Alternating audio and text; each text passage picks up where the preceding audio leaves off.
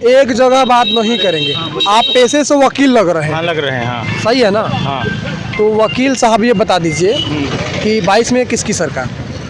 सरकार किसकी बनेगी ये नहीं बताया जा सकता। अच्छा। त्रिशंकु बनना चाहिए। बनना चाहिए। हाँ बिल्कुल बनना चाहिए, जिससे कि जनता की आवाज़ वहाँ तक पहुँचे। बहुत बड़ी बात है।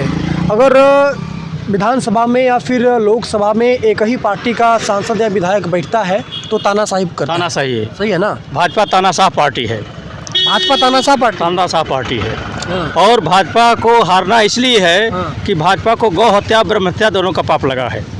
आपका शुभ नाम क्या है? मुरलीधर एडवोकेट। पूरा नाम बताइए। मुरलीधर एडवोकेट। यही पूरा नाम ही है। हाँ, अगर जाति जानना चाहते तो मुरली चमार।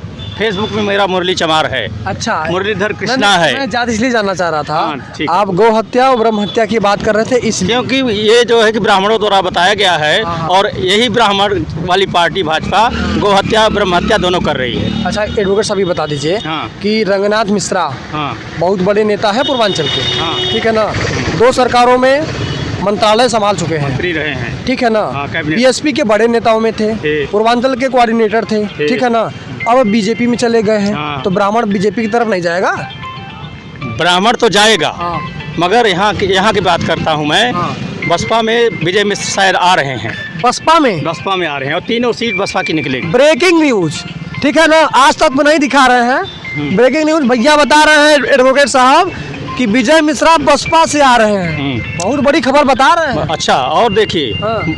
गौ हत्या क्यों लग रही है भाजपा को ठीक है। कि वो बाड़ा खुलवा करके उसमें जो है न तो चारा दिया जा रहा है न पानी दिया जा रहा है। यही जोरई में खुला हुआ है, वो खुले में रात दिन रह रहे हैं इतनी ठंडी में। अच्छा। और वहाँ पर गाय जब मर जाती हैं तो फेंकने वाला कोई नहीं है। अरे बाप। और तो वो ये पूरे 1 महीने तक प्रदूषण फैलता है, जबकि स्वच्छ भारत का नारा दे रहे हैं। तो गाय जब मर रही है उसको खलियाया नहीं जा रहा है।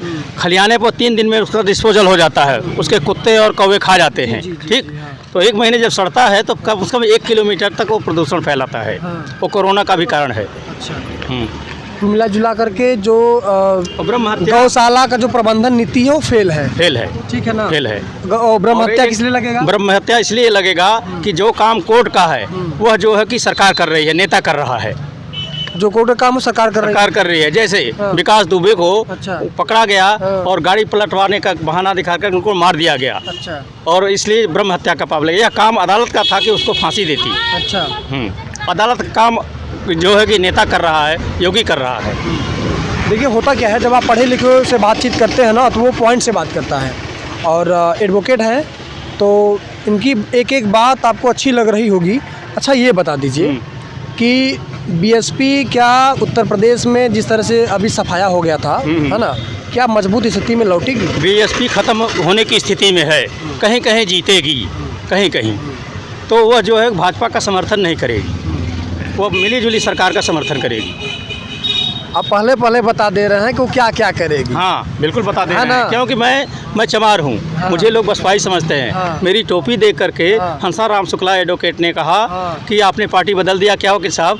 मैंने कहा नहीं। हाँ। टोपी देख के शायद आप कह रहे हैं कि सपा के हैं। न मैं बस सपा का हूँ न बसपा का हूँ। अच्छा, मैं भाजपा का हूँ। ये बता दीजिए कि क्या वकीलों को भी पार्टी में रहना चाहिए? क्या वकीलों को भी किसी दल में रहना चाहिए? रहना चाहिए वकीलों को नहीं। आप लोग न्याय के जो है हाँ वीर हैं, सिपाही हैं। अगर आप किसी दल के विचार से या दल में रहेंगे तो समझौता नहीं कर पाएंगे क्या? समझौता कर लेंगे फिर यार जाने दो सपा का है उसका हम समर्थन। समझौता जनता के हित के लिए करेंगे। अच्छा। हाँ, जनता के हित के लिए। जैसे एक एकाधिकार वाली पार्टी भाजपा हो गई है, वो किसी की बात सुनती नहीं है। अच्छा। भाजपा में केवल 3 नेता हैं। हाँ, कौन कौन? मोदी, अमित शाह, योगी। इसके अलावा कोई नेता नहीं है। किसी भी नेता की, मंत्री की, कार्यकर्ता की कहीं सुनी नहीं जा रही है। अच्छा, ये बता दीजिए ना, बीजेपी में 3 नेता हैं। केवल 3 नेता। समाजवादी में कितना नेता है? समाजवादी में फिलहाल एक अखिलेश नेता है, फिर भी तानाशाही नहीं है। अखिलेश सुनिए भैया, समाजवादी में समाजवादी सुन लीजिए ना, अखिलेश यादव की जो भयो है, हाँ। गौवा में भयो बोलते हैं। हाँ भयो बोलते हैं। अपर्णा वो बीजेपी में चली गई। बीजेपी में चली गई। उनके चाचा शिवपाल यादव नाराज थे, अलग पार्टी बना लिए। हाँ। ठीक है। हाँ। उनके पिताजी भी संसद में बोले थे कि मैं चाहता हूं कि मोदी जी फिर से प्रधानमंत्री बने। पूरी बात सुन लीजिएगा। और कहीं न कहीं इस खबरें भी चलती रहती हैं कि पिताजी भी नाराज़ नहीं हैं, अखिलेश यादव अपने परिवार में तानाशाही कर रहे हैं, अब पूरा पार्टी का बागडोर अपने हाथों में लेना चाहते हैं। इसमें कितनी सत्यता है और जो अपर्णा यादव गई हैं उससे कितना प्रभाव पड़ेगा? दोनों सवाल एक अपर्णा साथ। यादव के जाने से कोई प्रभाव नहीं पड़ेगा। अपर्णा यादव छत्री हैं, इस वजह से वो उस पार्टी में गई हैं। उनका जातिगत लगाव है। नहीं, ये तो आप जो सोशल मीडिया पे कुछ लोग लिख रहे हैं कि वो छत्री थी इसलिए इसमें चली गई। हाँ। क्या आप भी मानता हूँ, पढ़े लिखे हैं इसलिए ऐसा कर रहे हैं? नहीं, ऐसा नहीं। हाँ। क्योंकि योगी सरकार में हाँ। सब जगह करीब 45% छत्री जो है बड़े बड़े पोस्टों पर हैं, जैसे IAS PCS कलेक्टर वगैरह SP, और थानेदार अधिकांशतः जो है दरोगा छत्री ही है। अच्छा, अधिकांश बहुत बड़ी बात बता रहे हैं, जान लीजिए। और देख सुनिए, हाँ। भाजपा शासन में हाँ। ये संविधान को खत्म करने की प्रक्रिया चल रही है। अच्छा, संविधान को खत्म करेंगे? हम खत्म और हम करके- संविधान बचा रहे हैं? नहीं, कतई नहीं बचा रहे हैं, क्योंकि संविधान के मुताबिक अगर होता तो जनता का प्रतिनिधित्व हर जाति का उसमें होता। अच्छा वकील साहब, 2-3 सवाल और पूछेंगे, ज़्यादा समय आपका जाया नहीं करेंगे। नहीं, समय मत मेरा जाएगा, जितना पूछना है पूछिए। अच्छा। मैं पूरी बात दूंगा, अच्छा, आपके समय दूंगा। ये बता दीजिए हाँ। कि योगी आदित्यनाथ बोल रहे हैं। सर, आरक्षण पा जाए, संविधान पा जाए। नहीं चलेंगे, नहीं, पहले नहीं, पहले सुनिए, पूरी बात सुन लीजिए पूरी हमारी। बात मेरी सुनिए पहले। हाँ, बोल लीजिए। देखिए, संविधान में आरक्षण की व्यवस्था है हाँ। अनुसूचित और पिछड़े वर्ग के लिए। तो अब जो आरक्षण 49% है, केवल 49% आरक्षण बैकवर्ड और शेड्यूल को है, और 51% सवर्णों को हो गया। 51% जो है सामान्य, उसमें जो है कि कोई SC BC नहीं जा रहा है, चाहे वह कितना ही ज़्यादा मार्क ला दे, मेरिट में रहे तब भी उसको उसमें नहीं भेजेंगे। क्योंकि ये कैसे कह रहे हैं? ये ऐसे कह रहा हूँ, मेरी लड़की जो है कि पुलिस जो अखिलेश वाली भर्ती थी, केवल दौड़ से केवल हुआ था, 200 में 200 नंबर पाई थी। वो पहली लिस्ट में वो सामान्य में थी। वकील साहब का सरकार की व्यवस्था पे सवाल हो रहा है? बिल्कुल हो रहा है। मेरी लड़की सामान्य कैटेगरी में आई थी, वो मेरिट में थी। बाद में जब योगी ने देखा कि तो सामान्य SC BC वाले सामान्य में जा रहे हैं, तो उन्होंने कहा कि नहीं, जो आरक्षण वाले हैं आरक्षण में रहेंगे। उन्हें आरक्षण का सर्टिफिकेट लगाया है, इसलिए उनको आरक्षण में भेज दिया। मेरी लड़की फिर जो है कि इसमें आ गई, आरक्षण वाले में, सामान्य में नहीं गई। अच्छा, आरक्षण में बात कर रहे हैं तो एक ठो सवाल है। हाँ, जो SC SC या OBC चाहे जो हो, हाँ, जो संपन्न है, हाँ, क्या उसको आरक्षण का लाभ मिलना चाहिए? नहीं मिलना चाहिए। हाँ? बिल्कुल नहीं मिलना चाहिए, मगर ज़्यादा भ्रष्टाचार की वजह से वही लोग उसका फायदा ले रहे हैं। तो रिश्वत वास्तव में जो आप वकील हैं, आपके पास ऐसे बहुत सारे केस भी आते हाँ, हैं, हाँ। जो वास्तव में आरक्षण का हकदार है उससे सही में वंचित हो जाता है। वंचित हो जाता है। बिल्कुल है ना? कह रहे हैं, सच कह रहे हैं। ये तो सरकारें, चाहे BJP की आए, चाहे सपा की आए, चाहे बसपा की आए, इस विचार पे या सिद्धांत पे वो लोग बदलाव क्यों नहीं कर पाते हैं? अब उनका जो नीतिगत निर्णय होता है, जैसे कि अब अखिलेश सिंह थे या मुलायम थे, हाँ। तो उन्होंने भी जो है कि अपनी जाति को बढ़ावा दिया। अच्छा। इस वजह से वो भी खत्म हुए। और बसपा में क्या हुआ कि अखिलेश यादव अपनी जात को बढ़ावा दिए, बिल्कुल बढ़ावा दिए। BJP तानाशाही कर रही है, तानाशाही कर रही है। BSP आपने कहा खत्म हो रही है। खत्म हो रही है इस वजह से, हाँ। सतीश मिश्रा की वजह से खत्म हो रही है, और ब्राह्मणों को ज़्यादा प्रतिनिधित्व देने की वजह से कम हो रही है। इस वजह से बैकवर्ड शेड्यूल बसपा से हट रहा है। आप चाहते हैं कि BSP जातिवादी पार्टी बनी रहे? नहीं, BSP जैसे भाजपा ने भाजपा किसी भी मुसलमान को टिकट नहीं देती है लड़ने के लिए। हाँ। उनको बैकडोर से लाती है, जो उनके रिश्तेदार नातेदार हैं। जैसे कोई अशोक सिंघल का रिश्तेदार हाँ, है, कोई जो है कि आगवानी का रिश्तेदार है, कोई इसी तरह से तमाम करीब हम 35-40 लोगों का। सहमत। हाँ, ठीक है। जैसे कि गौरी छिब्बर है, हाँ। और ये सब जो है कि मुसलमानों से शादी की हैं। पीछे के दरवाजे से आते हैं। हाँ, पीछे के दरवाजे से सामने से नहीं आते। सामने से कतई नहीं आते ना। तो आप भी वही चाहते हैं? मैं देखिए, नहीं, सुन लीजिए पूरी हाँ। बात। आप भी वही चाहते हैं कि BSP में हाँ। जो दलित OBC है उनको टिकट दिया जाए, और सवर्ण, प्रतिनिधित्व के अनुसार दिया जाए। हाँ, और जो सवर्ण है उनको भी उनका जितना प्रतिनिधित्व है उतना ही दिया जाए। 12% है या 15% सवर्ण है, तो उनको उतने ही टिकट दिया जाए, न कि जो है कि 100% या 50% या 60% दिया जाए। अच्छा, हाँ, प्रतिनिधित्व के सिद्धांत के अनुसार जितनी जिसकी हिस्सेदारी उतनी उसकी भागीदारी। मतलब BSP इस मामले में फेल है। फेल है, बिल्कुल फेल है। किसकी वजह से? अच्छा, एक ठो सवाल बार बार उठ रहा है। हाँ, बताइए। आपने बताया कि वो अपने समाजवादी पार्टी वाले अखिलेश यादव अपनी जाति को बढ़ावा दे रहे हैं, BJP तानाशाही कर रही है, हाँ। BSP तो सपा है। हाँ। तो आखिर माहौल कैसे बन जाएगा? उसका तानाशाही केवल राजनीति में ही नहीं है। जुडिशरी में भी है।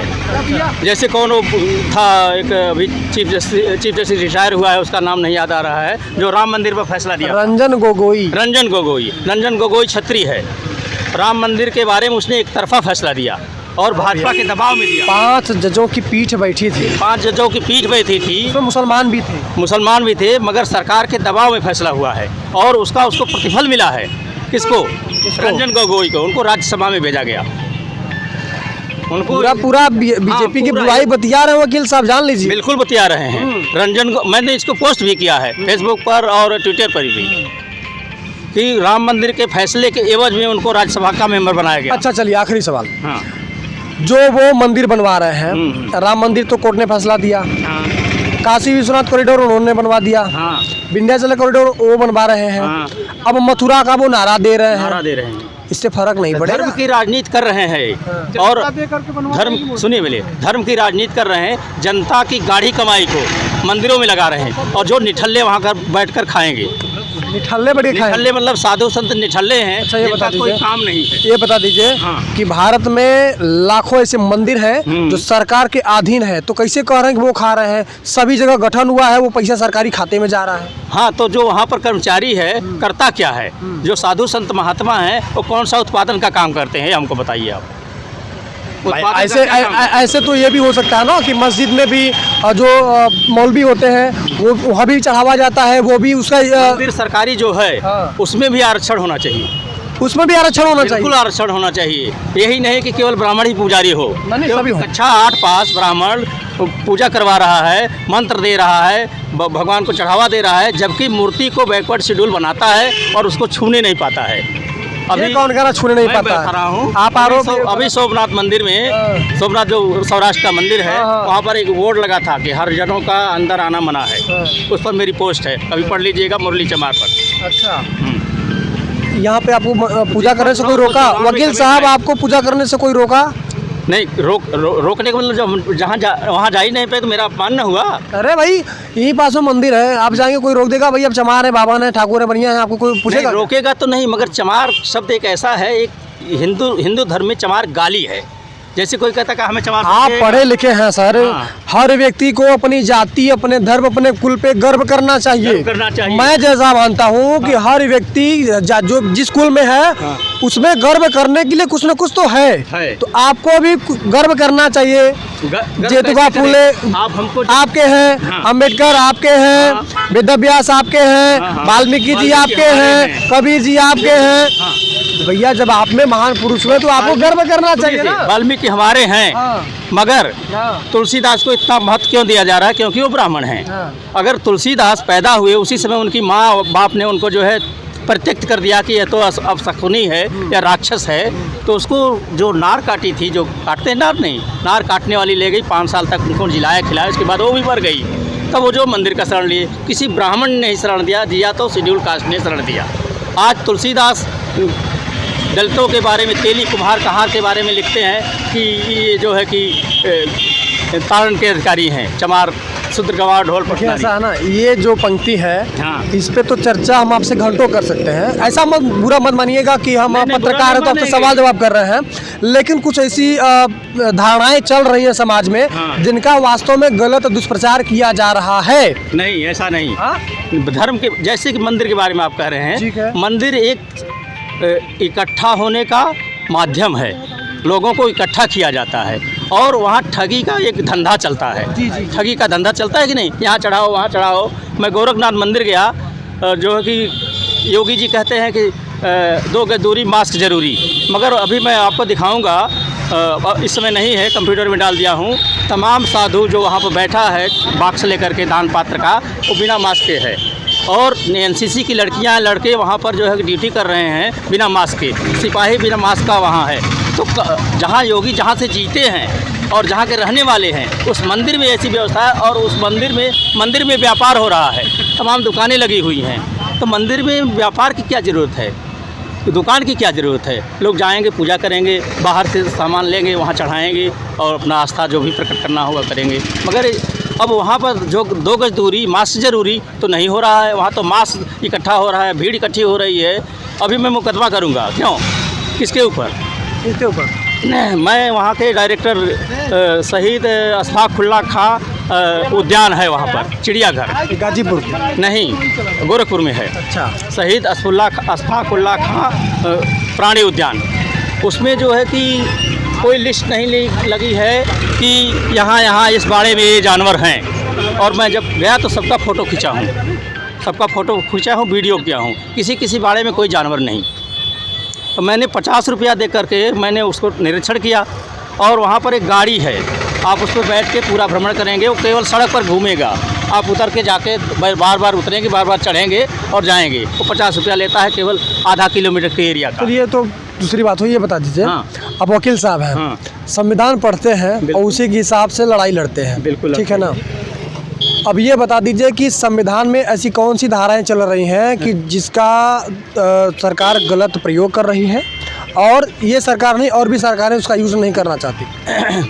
अब देखिए, हम संविधान हमारे प्रैक्टिस में नहीं है। हाई कोर्ट वाले इसका प्रैक्टिस करते हैं, हम नहीं करते हैं। इस वजह से इसके बारे में ज़्यादा बात नहीं कर सकते हैं। और संविधान को ख़त्म करने की प्रक्रिया चल रही है।